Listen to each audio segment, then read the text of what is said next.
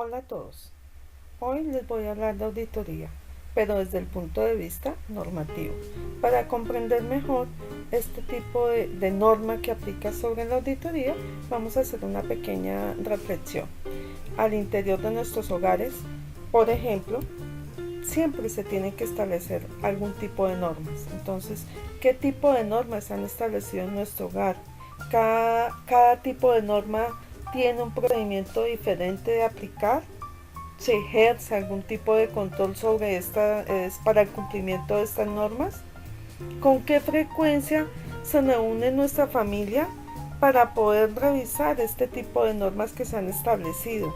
Y por último, y muy bien importante, es evaluar qué tan positivo o negativo es que la familia o núcleo familiar tenga una norma o normas en su aplicación.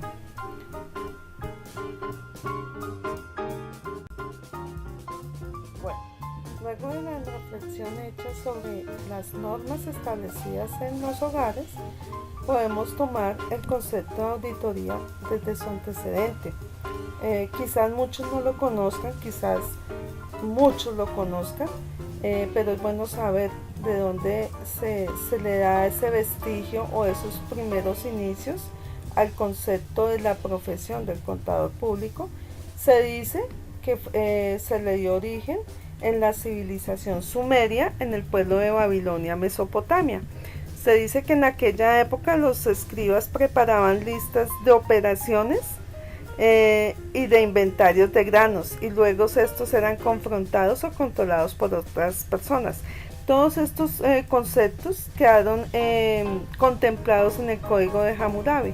Por eso es que se dice que fue el primer documento que incluyó eh, parte normativa sobre comercio, y esto fue aproximadamente en el año de 1780 a.C.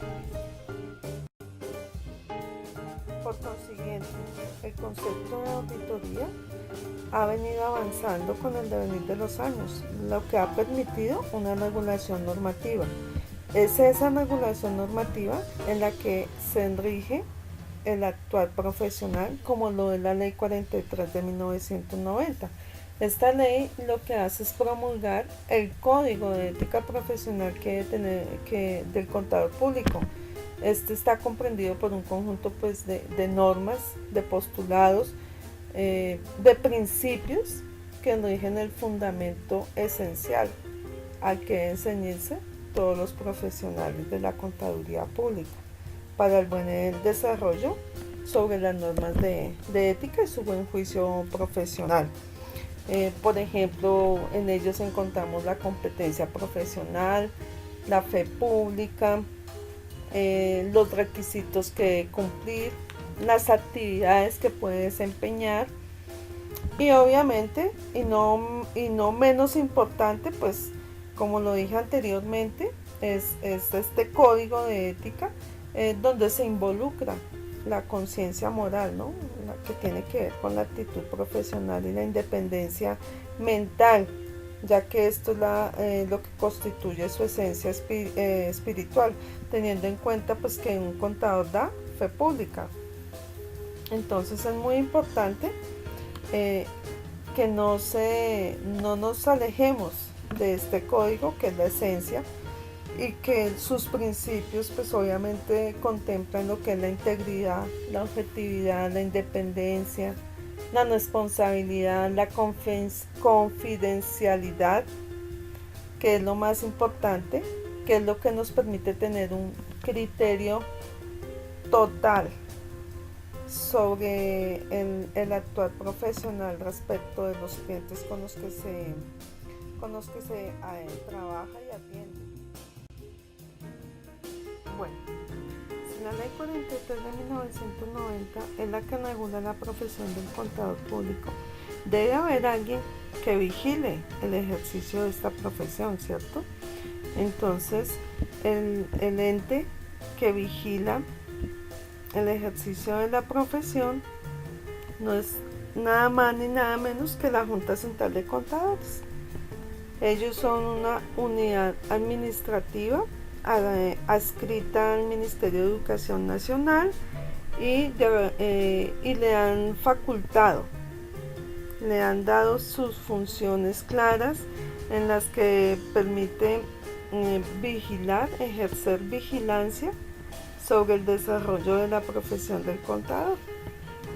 Todo lo que tiene que ver con su actuar profesional, y está facultado para imponer sanciones, para vigilar que el registro de la información se fundamente en los principios de contabilidad generalmente aceptados y que cumpla con lo concerniente a la fe pública. Recordemos que las únicas personas que están facultadas para dar fe pública es el contador público y el notario. Son los únicos que dan fe pública y como tal pues se asemejan a servidores públicos. Entonces, por lo tanto, tiene que hacérsele un seguimiento y vigilar porque esté cumpliendo los lineamientos establecidos en la reglamentación y normatividad vigente.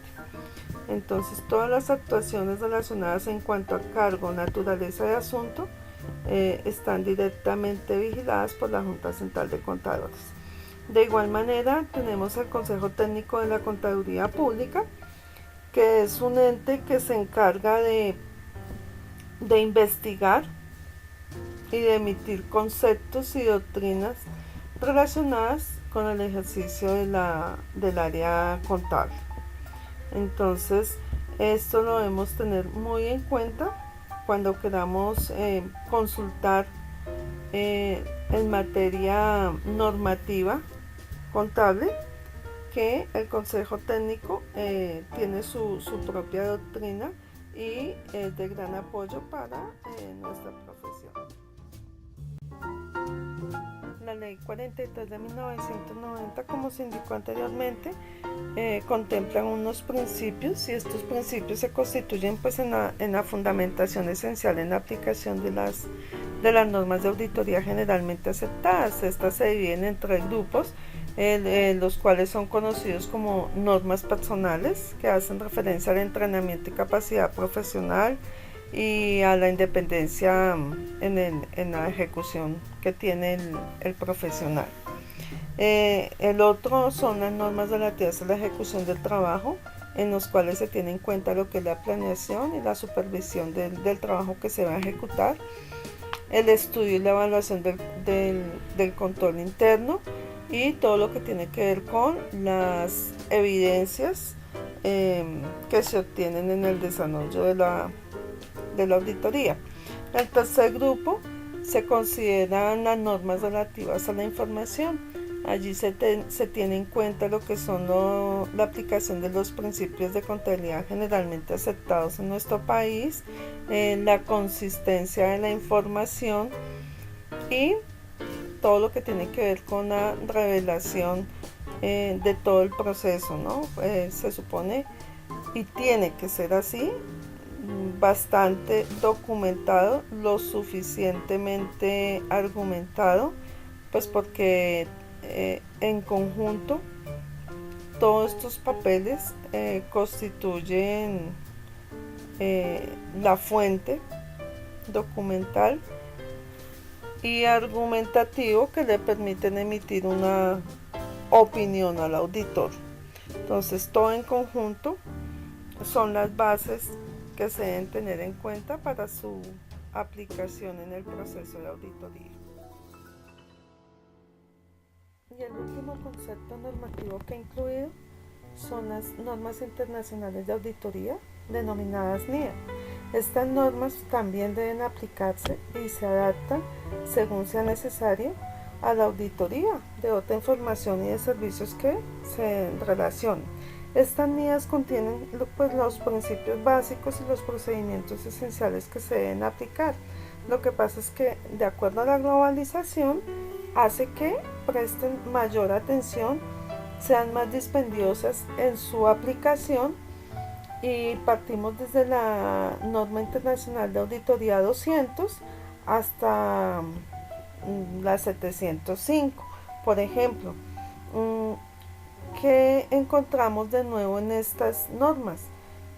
No es tanto lo nuevo o lo novedoso, sino son conceptos o criterios mucho más específicos. ¿Para qué? Para que conduce, para que el trabajo del profesional conduzca a una objetividad y a una evidencia suficiente para que pueda emitir una, una adecuada opinión. Entonces, entre ellas tenemos la NIA 200, que nos hablan de los objetivos globales del auditor independiente y la analización de la auditoría de acuerdo con las normas internacionales de auditoría. Por ejemplo, la norma 210 habla sobre los acuerdos de los términos cuando se habla del encargo de la auditoría. La 220 nos habla del control de calidad de auditoría sobre los estados financieros. La 230 es todo lo que tiene que ver con la documentación de la auditoría.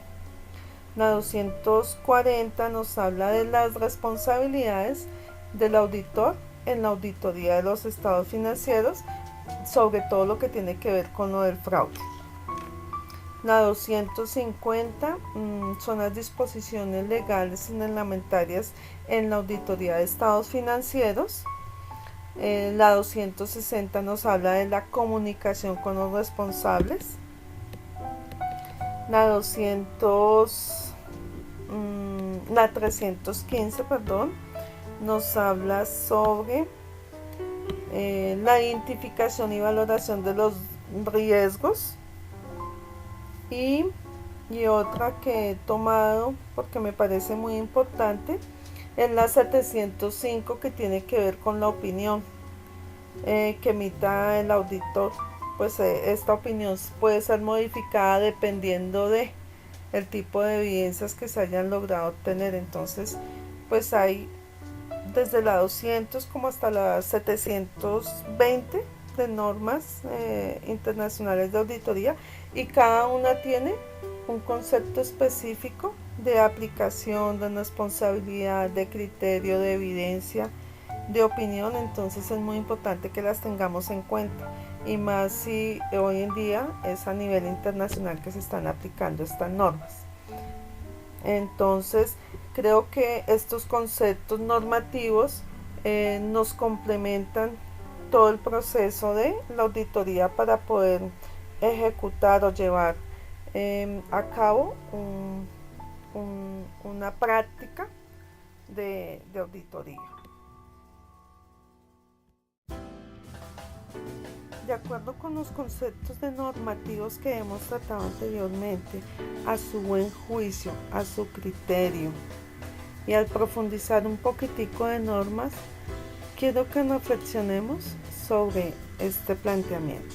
¿Qué haría usted si Pepita Pérez, que es su hermana y trabaja como ejecutiva de ventas en la compañía Colorín Colorado S.A., se entera que en la empresa requieren de los servicios de auditoría y le dice a usted que se postule y ella le recomienda? Argumentemos la opinión que tenemos al respecto y reflexionemos sobre lo que tiene que ver con la actuación profesional.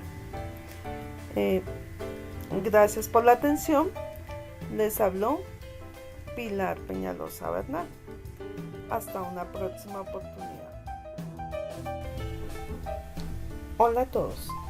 Hoy les voy a hablar de auditoría, pero desde el punto de vista